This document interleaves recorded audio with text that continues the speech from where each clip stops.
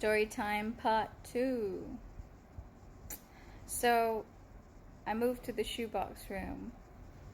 But that didn't mean I didn't see Amy anymore because we were in a sort of like the Asian people in the halls of residence used to get together for a dinner every week. So we would go to a Chinese restaurant. And I know I don't look very Chinese, but I'm a quarter Singaporean Chinese, and I grew up in Singapore, so I was part of the little dinner club, supper club, whatever you want to call it. So we would go for either dim sum on a Saturday afternoon or dinner in a Chinese restaurant somewhere in Soho, or wherever they wanted. There was a nice duck rice place in Bayswater. There was dim sum in Lei Garden, I think, and then there was another Chinese restaurant that we went to in Garrett Street in Soho, and that's how we would get together. And so I would see her at these functions if I chose to meet up with them. And she was really quiet. She was one of those inscrutable types, you know. So there were days where I'd be in the library studying, and there were these two other, what do you call, BBCs, British-born Chinese people, guys who were medics. Medics means studying medicine. And one of them she fancied, like she really fancied, and now he's into skin. I think he actually moved to Hong Kong. So if I was ever seen talking to him, she would suddenly intrude in our conversation and make sure that, you know, he would stop talking to me by talking to him about something very random and going on ad infinitum. So it was okay. I kind of liked Gordon. He was actually a very nice guy.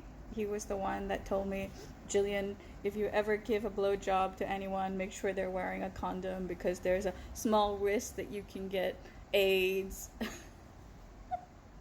So he was really cool, you know. He was he was a Chinese guy, but he was really cool. Very nice man, guy, whatever. We were all 18 then. 18, and I think they were 19. He was 1 year above us.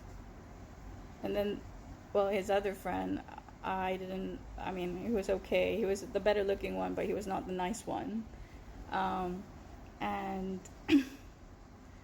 yeah, it was nice. I think one girl in that group that we used to have Chinese meals with ended up being a chef on one of those. Her name is Ching Yi. Not Walk with Yen, but she did some sort of like food program where she would she cooks dumplings, I think.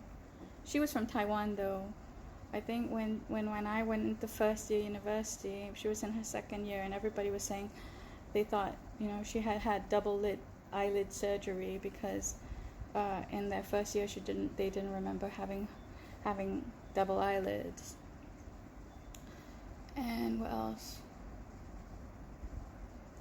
And it's really strange because she's now married to someone who looks exactly like the guy she was dating in our halls of residence. It's really strange. I find it really strange, but I have photos too. I could dig them up, but I don't want to because it's kind of a private thing.